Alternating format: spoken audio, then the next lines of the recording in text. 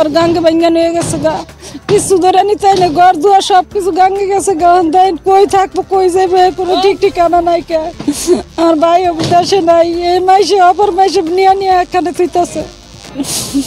এসব গ্রামের অন্তত ৬০০ পরিবার নদী ভাঙ্গনের হুমকিতে রয়েছেন।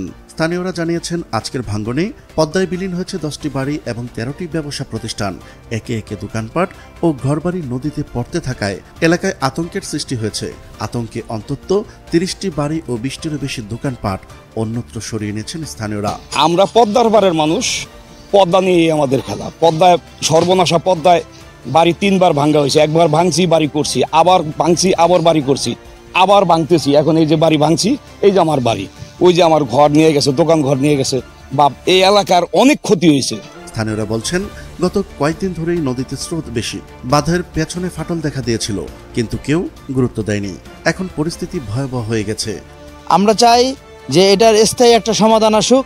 বিগত সরকার যেভাবে ছয়চারি করে কাজ করে গেছে, ওইভাবে যেন বর্তমান সরকার না কাজ করে, স্থায়ী যেন একটা সমাধান দ্রুত আসে এবং কি স্থায়ী যেন এটার একটা পদক্ষেপ এখন নেওয়া হয়। পদক্ষেপ নেওয়া আমাদের ঊর্ধ্বতম কর্মকর্তাদের কাছে আমি দৃষ্টি আকর্ষণ করব।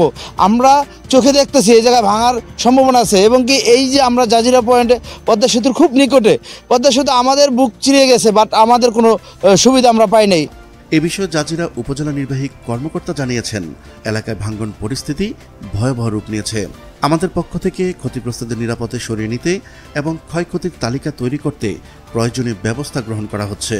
প্রিয় দর্শক, আজ এ পর্যন্তই। দেখা হচ্ছে পরবর্তী ভিডিওতে। ততক্ষণ পর্যন্ত মহান আল্লাহ তাআলা সবাইকে ভালো রাখুক, সুস্থ রাখুক। আল্লাহ হাফেজ।